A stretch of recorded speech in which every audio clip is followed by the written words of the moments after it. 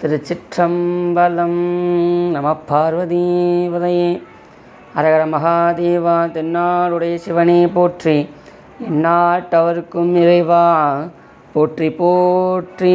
எல்லாம் வல்ல ஞானமே வடிவமாக திகழக்கூடிய அருட்குருநாதர் மாணிக்க வாசக பெருமானுடைய பொன்னார் திருவடிகளையும், நமக்கெல்லாம் தோன்றா துணையாக விளங்கி வரக்கூடிய எம்பெருமானுடைய திருவடிகளையும் மற்றும் உள்ள அடியார் மனு திருவடிகளையும் நம்முடைய மனமே மொழிகளாகிய முக்கரணங்களை மிக பணிவோடு உரித்தாக்கி கொண்டு, சைவத்தின் மேலோர் சமயம் வேறில்லை, அதில்சார் சிவமாம் தெய்வத்தின் மேலோர் தெய்வம் இல்லெனும், நான்மறை செம்பொருள் வாய்மை வைத்த சீர்திரு தேவாரமும் திருவாசகமும் உய்வை தர செய்த நால்வர் பொற்றால் நாம் உயிர் துணையே என்கின்ற ஒப்பற்ற வேத வார்த்தைக்கிணங்க இப்பேற்பட்ட அற்புதமான யானேயோர் தவம் செய்தேன் சிவாய நமவென பெற்றேன் என்பார் மணிவாசக பெருமான்.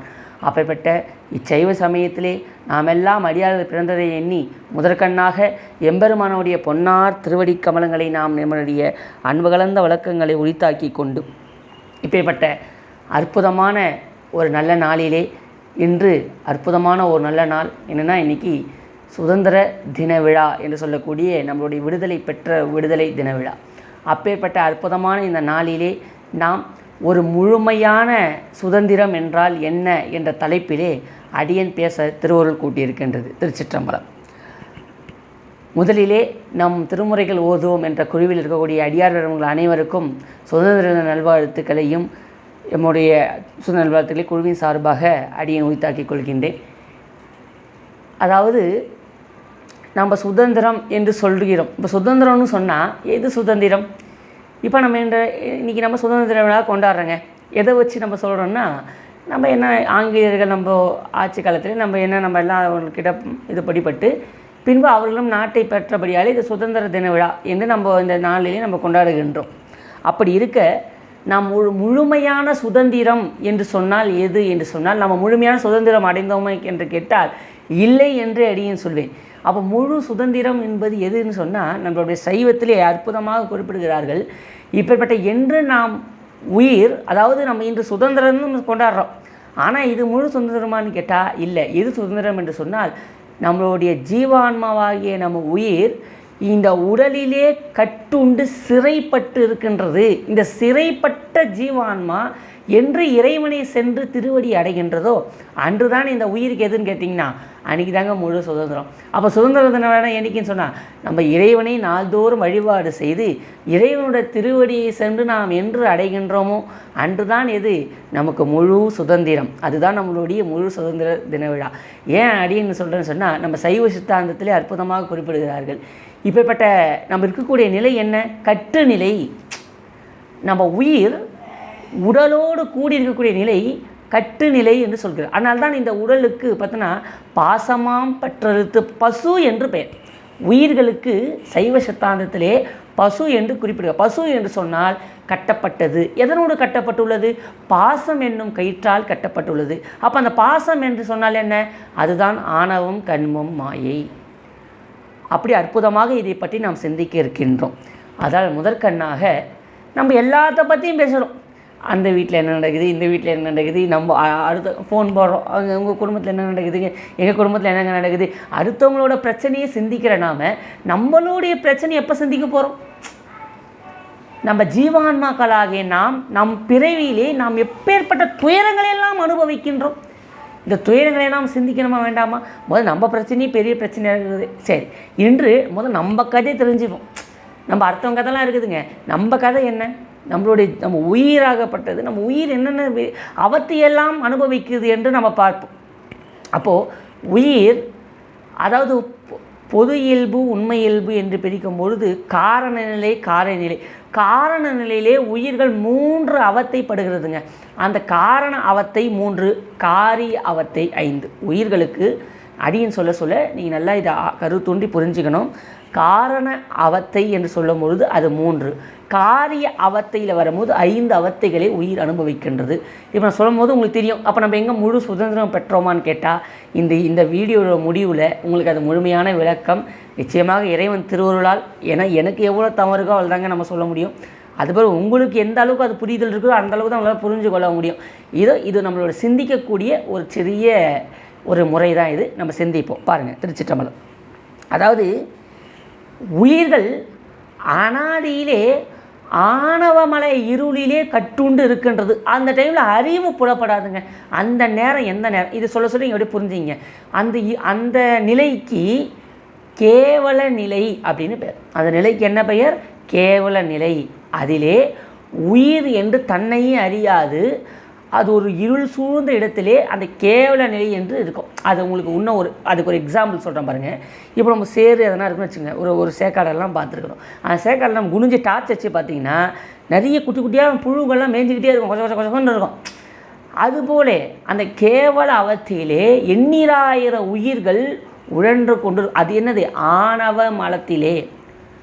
அதில் பேர் ஆணவம் மட்டும்தான் இருக்குங்க பார்த்துங்க. அந்த ஆணவம் என்ற நிலையிலே உயிர் அப்பேற்பட்ட பெரிய ஒரு அவத்தை அனுபவித்து கொண்டு இருக்கின்றது. அது எது சொல்கிறது? அதை ஃபஸ்ட்டில் கேவல நிலை என்று சொல்கிறார்கள். அது கேவல நிலை. அடுத்த நிலையை பார்த்தீங்கன்னா உயிர் எதை அடுத்த கட்டத்துக்கு, அதை கருணையே வடிவாகிய இறைவன். இப்பேற்பட்ட உயிர்களும் நம்மிடம் அடைய வேண்டுமே, தன்னிலை மண்ணுயிர் பெற தரும் சக்தி. அப்படி இறைவன் கருணையே வடிவானவங்க.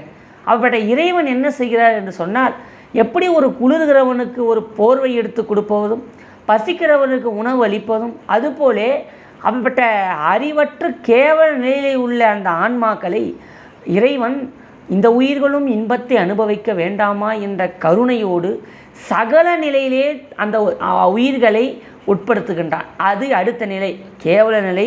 அடுத்தது சகல நிலை. அந்த நிலையிலே உயிர்களுக்கு கொஞ்சம் அறிவு விளங்குதுங்க. ஏன்னு சொன்னால், அல்ல ஆணவத்தில் மட்டும் இருந்த உயிர்களுக்கு இதில் கண்மமும் மாயையும் சேர்த்து சுவாமி உழ செய்கின்றான். அதுதான் எந்த நிலை சொன்னால் சகல நிலை. அப்போ இந்த சகல நிலை. இதுக்கடுத்தது நாம் பெறக்கூடிய இந்த இரண்டு நிலைகளுமே நம்ம சுதந்திரமற்றவர்களாக தான் இருக்கின்றோம். அதிலே நம்மள அறிவு முழுமையாக அற்ற நிலை. அந்த நிலை எந்த நிலை? கேவல நிலை என்கின்ற ஒரு நிலை. உயிர் அறிவே விளங்காத ஒரு நிலை. அப்படி இருந்த நம்மளை சுவாமி கருணையே அதை சொல்லுவாங்க, கற்பனை கடந்த ஜோதி கருணையே உருவமாய். சுவாமிக்கு உருவம் பாருங்கள், ஏதோ நம்மளை மாதிரி இந்த உடம்பு, இந்த மாதிரி கல் பித்தளை இதெல்லாம் சுவாமி உடம்பு இல்லை. எதில் இருக்குது? கருணையே உருவம். சுவாமியோட உருவம் எதுங்க? கருணை. கருணையில் சூரியன் எழநயன கடிமலர் மலரமற்ற அண்ணலம் கண்ணா அப்படின்னு அற்புதமாக மணிவாசகன் சொல்வார். சுவாமி கருணையில் சூரியங்க. ஏன் சூரியனோடு ஒப்பிட்டாருன்னு சொன்னால் அந்த விளக்கம் பாருங்கள். ஏன்னா சூரியன் தன்னுடைய வியாபகத்தை எல்லா இடமும் பரவி தான் நிற்கும். இப்போது சூரிய ஒளியில் தானே எல்லாமே வளருது.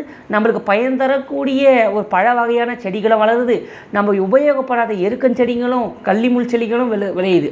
அப்போ பயன் கருதாது சூரிய ஒளி எங்கேயுமே பிரகாசித்து இருப்பது போலே இறைவன் அனைத்து ஜீவராசிகளும் பிணக்கின்றி தன்னுடைய கருணையை வழங்குகின்றான் என்பதை நாம் சிந்தித்துக் கொள்ளுதல் வேண்டும். அப்போ சகல நிலைக்கு உயிர்களை சுவாமி உட்படுத்துகிறான். எதற்காக? வினை கழிப்பதற்காக, தன்னை தான் அறிவதற்காக. தன்னை அறிய தனக்கு ஒரு கேடு இல்லை. அதுவும் வள்ளலாரும் சொல்லியிருப்பார். பார்த்தீங்கன்னு சொன்னால் அற்புதமாக சொல்லியிருப்பார். தன்னை அறிந்து இன்பமுற வெண்ணிலாவே, ஒரு தந்திரம் நீ சொல்ல வேண்டும் வெண்ணிலாவேன்னு அற்புதமாக சொல்லியிருப்பார். அப்போது மீண்டும் ஒரு முறை பார்ப்போம். நம்ம உயிர் என்றுமே சிறைப்பட்டு தான் என்று சுதந்திரம் அன்று கேவல நிலையாகிய அந்த நிலையிலே உயிர் இருந்தது. இதுதான் அனாதியாகிய நிலை. இந்த நிலையிலே ஆணவம் மட்டும் இருளிலே போட்டு வைத்தால் போல முழு இருட்டு. அந்த இருட்டிலே அறிவு விளங்க செய்யலை. அதுதான் கேவல நிலை.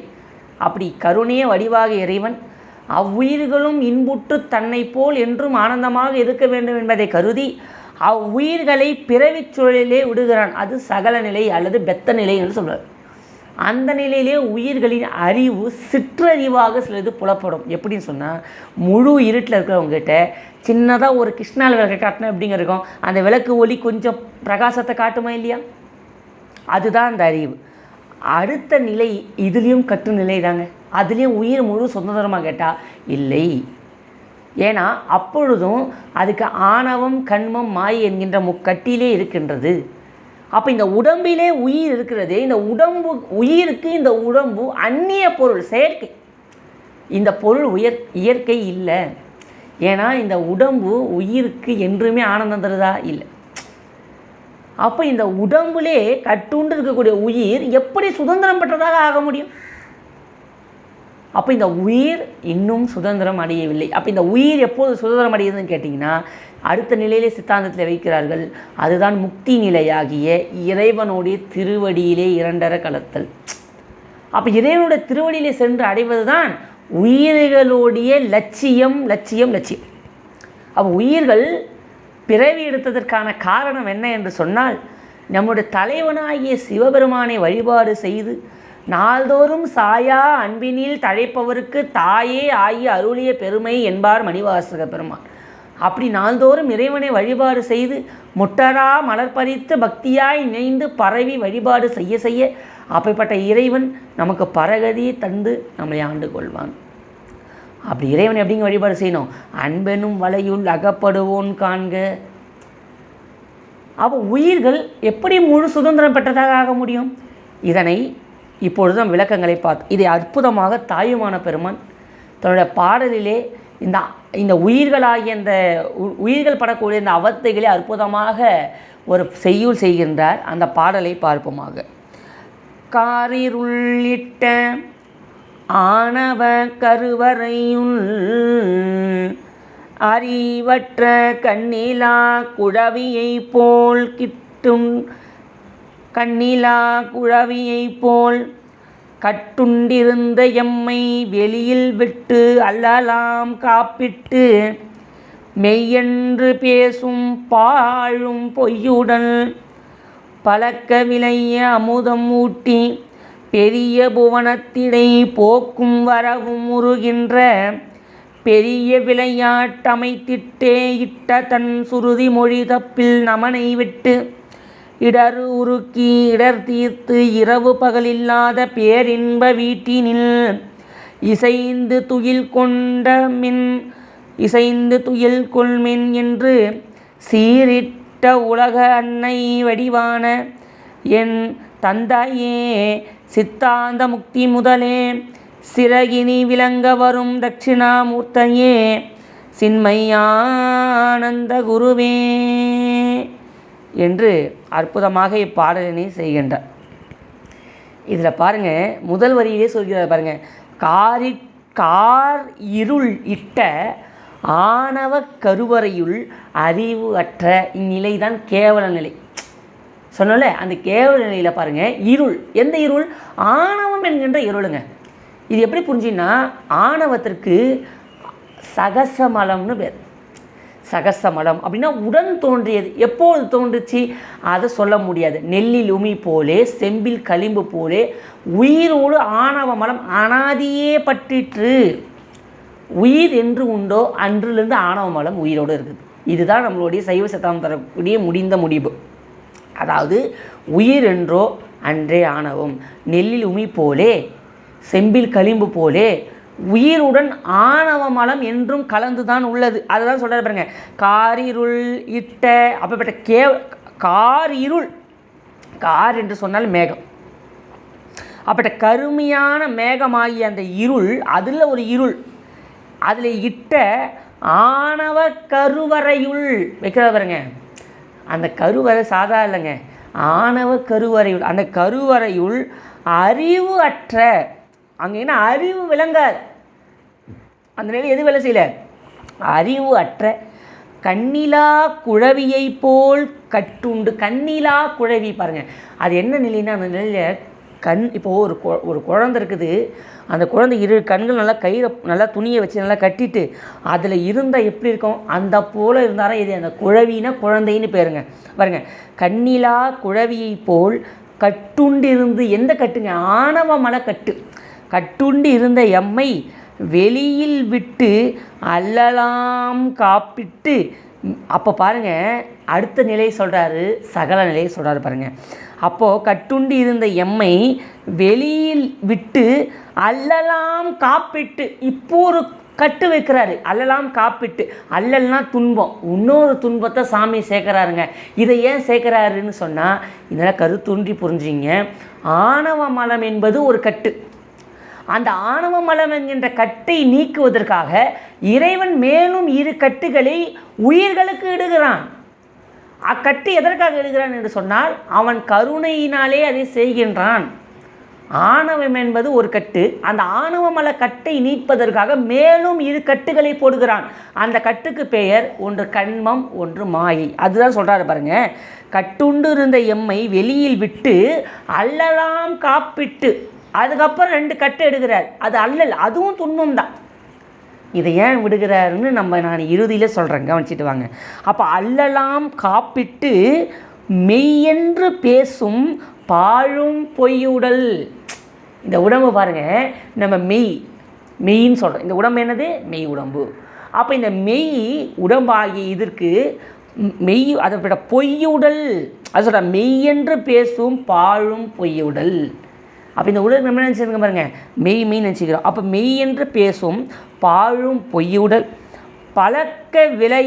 அப்போ சொல்கிறா பாருங்க, பழக்க விளைய அமுது ஊட்டி, பழக்க விளைய நமது இது வினைன்னு நினச்சிக்கணும். இந்த வினை என்கின்ற அமுதை ஊட்டுகிறான் இறைவன். அப்போ அந்த வினை என்கின்ற அமுதை ஊட்டுகிறான். அதான் பழக்க விளைய அமுது ஊட்டி பெரிய புவனத்திடை போக்குவரவு உருகின்ற பெரிய விளையாட்டு அமைத்திட்டு. இந்த உலக வாழ்க்கையில் நம்ம பிறந்துடுறோம். இப்போ பாருங்கள் எவ்வளோ நம்ம அப்போ இந்த உலக வாழ்க்கையில் விழுந்த உடனே நாம் எடுத்து வந்தக்கூடிய அந்த நுகர்வினையாகிய அந்த வினையை நாம் அனுபவித்து கொண்டிருக்கிறோம். பிராரத்த வினை. அது என்ன சொல்கிறாரு பாருங்கள், இங்கே மெய்யென்று பேசும் பாழும் பொய்யுடல் பழக்க விலையாகிய அந்த அமுதம் ஊட்டி, வினையாகிய அமுதம். அது என்ன அமுதம் சொன்னால், நம்மளுக்கு வினை 3 வினைங்க. அந்த கர்மா என்று வடமொழியை சொல்லுது. அப்போ அந்த 3 வினை என்று சொன்னால், ஒன்று சஞ்சித வினை, பிராரத்த வினை, ஆகாமிய வினை. இது தமிழிலே சொல்லக்கூடிய பழவினை, நுகர்வினை, வருவினை. அப்போது அந்த சஞ்சிதம் என்று சொன்னால் நாம் பல பிறவிகளிலே நாம் ஈட்டிய வினைகள் அனைத்துமே சஞ்சித வினைன்னு பொருள். அப்போ சஞ்சிதம்னா என்ன அர்த்தம்னா பழவினைகள். நம்ம பல பிறவிகளே ஈட்டிய வினைகள் எல்லாம் பார்த்தோம்னு சொன்னால் அது என்னது? சஞ்சிதம். அதிலிருந்து கருணையே வடிவாக இறைவன் இப்பிறப்பிலே நாம் எவ்வளோ செலவு செய்து அதை அனுபவிக்க முடியுமோ அந்த அளவு மட்டும் கொஞ்சோண்டு புட்டு தரோம். அதுதான் இந்த பிறப்பு. அப்போ இந்த பிறவியில் கொஞ்சமாக எடுத்துகிட்டு வரோம். அதுக்கு பிராரத்த வினை. பிராரத்தம் என்று சொன்னால் அனுபவம், அனுபவிக்க வேண்டிய வினை. பிராப்தம் இல்லைங்க. அப்போ எனக்கு அந்த அனுபவம் இல்லை, எனக்கு அனுபவிக்கக்கூடிய பாக்கியம் இல்லை. அப்போ தான் பிராரத்தம் தான் பிராப்தம் ஆகி போச்சு. பிராரத்த வினை, அனுபவ வினை என்று சொல்கிறார்கள். அப்போ பிராரத்த வினை என்று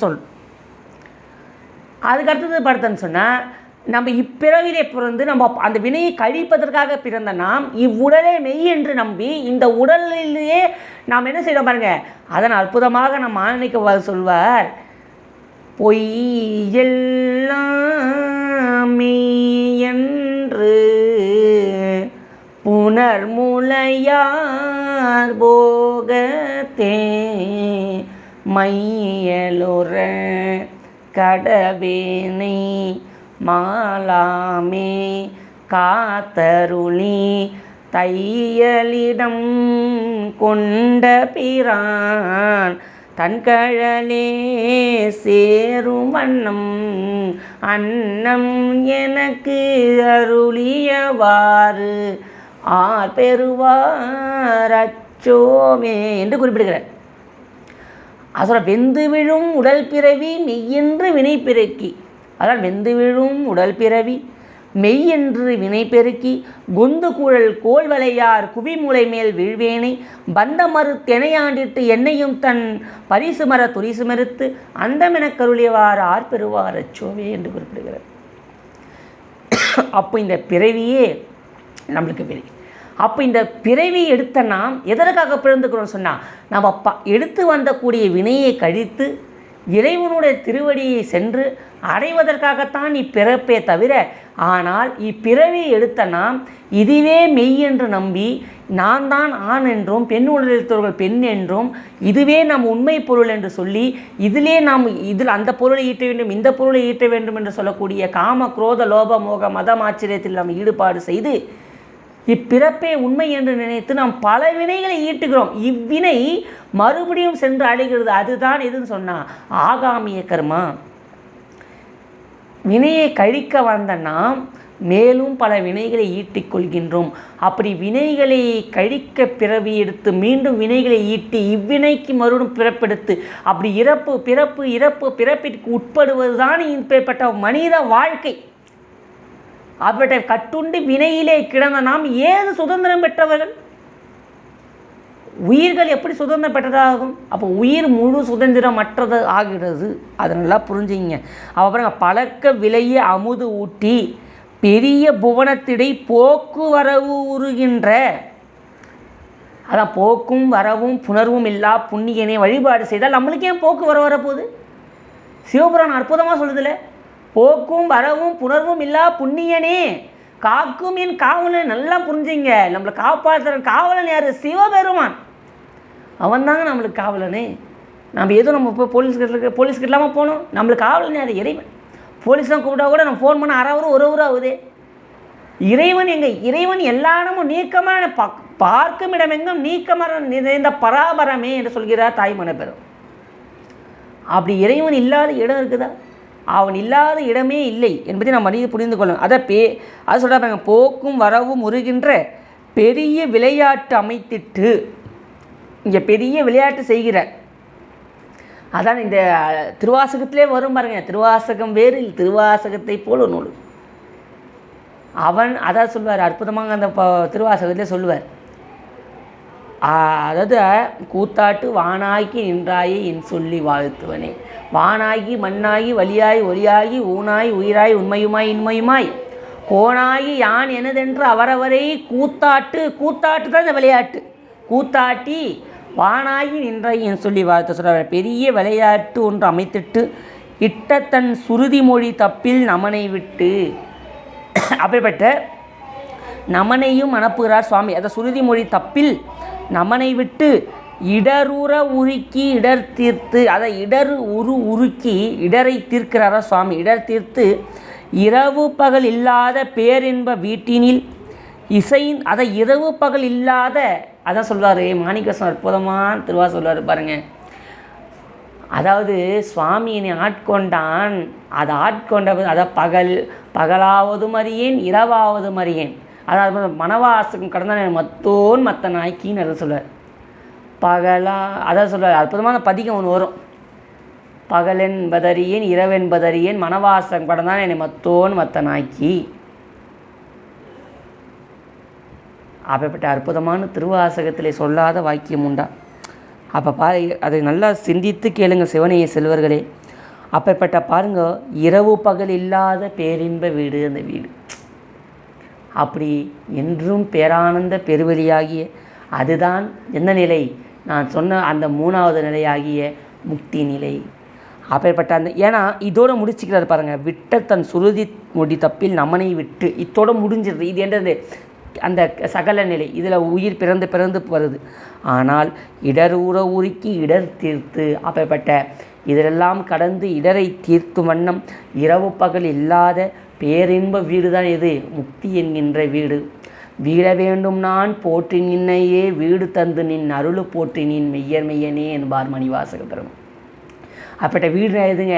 நம்ம ஏதோ ஃப்ளாட்டு, இந்த 2-in-1 நல்லா அப்பார்ட்மெண்ட் இதெல்லாங்க வீடு. இறைவனோட திருவடி தானே வீடு. திருவடி வீடு என்பதை அனைவரும் புரிஞ்சிக்கணும்.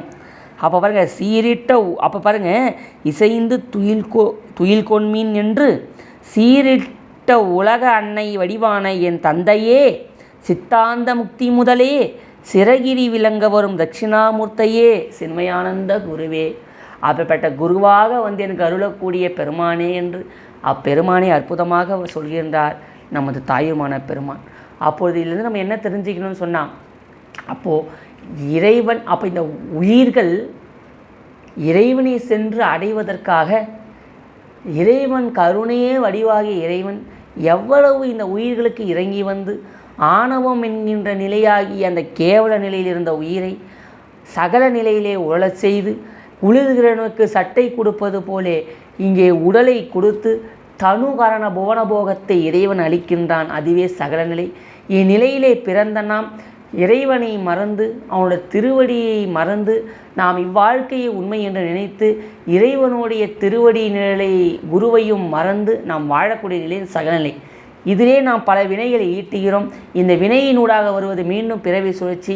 அப்படி இந்த பிறவி சுழற்சியிலே இருப்பதற்கு நம்மளுக்கு எப்படி சுதந்திரம் என்று ஆகும்? அப்போ உயிர் பார்த்துன்னு சொன்னால் அப்போ உயிர் என்பது சுதந்திரமற்றதாக ஆகிறது. அவள் பாருங்கள், உயிருக்கு எதுங்க சுதந்திரம்? உயிருக்கு சுதந்திரம் இப்போ இவ்வளோ முடிவில் பாருங்கள் வந்துட்டோம். இப்போ சுதந்திரம் எதுன்னு நம்ம இப்போ தான் தெரியல. சரி, நான் அப்பொழுது ஒன்று சொன்னேன், இறுதியே சொல்கிறேன் என்று சொன்னேன். அதாவது ஏற்கனவே ஆணவம் என்கின்ற கட்டிலே, அதாவது ஆணவம் என்கின்ற ஒரு கட்டிலே உயிர் கற்றுண்டு இருக்கிறது. இந்த நிலைக்கு கேவல நிலை என்று பார்த்தோம். அப்படி கேவல நிலையில் இருந்த உயிர்களுக்கு கருணையே வடிவாகி இறைவன் சகல நிலையிலே மேலும் 2 காப்பினை இடுகிறான். அந்த கட்டு எதற்காக இடுகிறான் என்று பார்த்தோமானால், இப்போ பாருங்கள், சிந்திச்சு பாருங்கள். நம்ம நினைக்கலாம், என்னங்க இது ஏற்கனவே நாங்கள் ஒரு ஆணவ கட்டில் இருக்கிறாங்க, எதுக்கு இறைவன் மேலும் கண்மம் மாயை என்ற ஒரு கட்டு இருக்கிறான்னு சொன்னால், ஆணவம் என்பது ஒரு அழுக்கு, அது இருள். அந்த இருளிலே ஒளி வந்தால்தான் உயிர் சிற்ற அறிவு விளங்க வேண்டும் என்பதற்காக ஆணவ இருளை நீக்க வேண்டிய நினைத்த இறைவன் உயிர்களுக்கு கண்மம் மாயை என்கின்ற சிறு விளக்கினை வைக்கின்றான். அந்த விளக்கு தான் எதுன்னு பார்த்தோம் சொன்னால் கண்மம் மாயை. அப்போ உயிர் அறிவு சற்று விளங்கி வருது. அதை ரொம்ப இருட்டில் இருக்கிறவங்ககிட்ட ஒரு ஃபோன் டார்ச்சு குத்தா எப்படி கொஞ்சோண்டு அந்த லைட்டாக அவன் எங்கே இருக்கிறனாச்சும் அவனுக்கு லைட்டாக புலப்படுமோ, அதுபோல் ஆணவ இருளில் இருந்த ஆன்மாக்களுக்கு, கேவல நிலையில் இருந்த ஆன்மாக்களுக்கு இறைவன் கண்மம் மாயை என்று தனுகரண பவனங்களை ஆகிய கருவிகரணங்களை கொடுத்து சகல நிலையிலே உள்ள செய்கிறான். எதற்காக? உயிர் தன்னை அறிந்து கொள்வதற்கு. முதல்ல தான் யார் என்று நினைத்தால் தானே நம் தலைவன் யார் என்று நம்ம பிறவி எடுத்துக்கிற நோக்கம் என்னன்னு தெரிஞ்சுக்க முடியும். முதல்ல தன்னைத்தான் தெரிய சுவாமி நம்மளுக்கு விடுகிறான். அப்போ ஏன் அந்த கட்டை போடுகிறான் என்று சொன்னால், ஆணவம், நல்ல இந்த விளக்கத்தை புரிஞ்சிங்க. ஆணவம் என்பது ஒரு அழுக்கு. ஒரு அழுக்கை நீக்குவதற்கு ஒரு அழுக்கால் தாங்க முடியும். இது நல்ல ஒரு விளக்கம் பாருங்க. இப்போது நம்ம ஒரு வேஷ்டி கரை இருக்குது, ஒரு வேஷ்டி இருக்குதுங்க. ஒரு வேஷ்டியில் ஒரு கரை பட்டுறதுன்னு வச்சுக்கோங்க, ஒரு வெள்ளை வேஷ்டி, ஒரு குழம்போ ஏதோ ஊற்றிக்கிடுச்சு. அதை நம்ம என்ன செய்கிறோம்? அப்போ அதில் ஒரு அழுக்கு பட்டுருச்சுன்னா அதை என்ன செய்கிறோம்? இப்போ அந்த இன்னொரு கரையை தானே வைத்து நீக்கிறோம். அப்போ உடனே என்ன பண்ணுறோம்? ஒரு சோப்பு என்றதை போட்டு, ஒரு கரை பட்டுருக்குது, ஆல்ரெடி ஒரு குழம்புன்ற ஒரு கரை பட்டுருக்குது, அந்த கரையை நீக்குவதற்கு நம்ம சோப்புன்னு ஒன்றை போட்டு தேய்க்கிறோம். சோப்புன்றதும் ஒரு அழுக்கு தான்.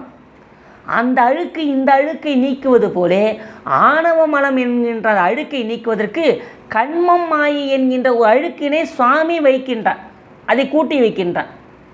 அதுலேயும் அவனோட கருணை தானே. இப்போ மாயை இல்லைன்னா சுவாமியோட வழிபாடு செய்ய முடியும்? இப்போ நம்ம கண்ணால் காண்பது அனைத்தும் மாயை தான். சுட்டி அறியப்படக்கூடியது அனைத்தும் தோண்டி நின்று அறிய. இப்போ உள்பொருள் தானே சைவ சித்தாந்தம் சொல்லுது பாருங்கள். இப்போ நம்ம சுட்டி அறியப்படுறோம், கையால் காட்டி அது இது அப்படின்னு கையில் காட்டி அவன் இவன் அது அவன் அவள் இது என்ற மூவினைமையும் தோற்றிய திதியே ஒடுங்கி மலர்த்துள்ளதாம் அந்த மாதிரி என்மனார் புலவர் என்ற அற்புதமாக சிவஞான போதத்திலே முதல் சூத்திரத்தை வைக்கின்றார் மெய்கண்ட தேவர். அப்போ சுட்டி அறியப்படுவது அவன் அவள் என்று அது என்று இருக்கக்கூடியது அனைத்தும் உள்பொருள். அப்போ மாயை ஆகிய காரியத்தில் தான் அனைத்தும் தோன்றுகிறது. இந்த மாயையை வைத்து தான் இறைவன், அதான் மூலக்கண்மம் மூலப்பொருள் பெயர். அப்போ மூலமாக அதாவது தான் சுவாமி என்ன செய்கிறார் பாருங்க, இதுபட்ட இதில் அனைத்தையும் உண்டாக்கிற உலகம் தனு கரண புவனத்தெல்லாம் அதெல்லாம் அவனை படைத்து தருகிறார். அப்போ அந்த ஆணவத்தை நீக்குவதற்காகத்தான் இறைவன் மேலும் இந்த 2 கட்டுகளை உயிருக்கு இணைக்கின்றான். அப்போ இந்த 2 நிலை இறைவன் நம்மளுக்கு செய்யக்கூடிய பெரும் கருணை. ஆனால் நம்ம இந்த கட்டு எதற்காக மாயையெல்லாம் வந்ததுன்னா இதை வைத்து ஆணவத்தை குறித்து கொள்ள வேண்டியதுதான் தவிர, நாம் அதில் இருக்கும்போது தான் இன்னும் ஆணவம் நம்மளுக்கு அதிகமாக போயிடுது. அப்போ தான் நம்ம என்ன ரொம்ப ஆணவமாக இப்போ ஒரு திருவாசக தேவாரம் படித்தா ஆணவம் நீங்கணும் தான். நம்ம இந்த நூல்கள்லாம் நம்ம எதுக்கு படிக்கிறோம்?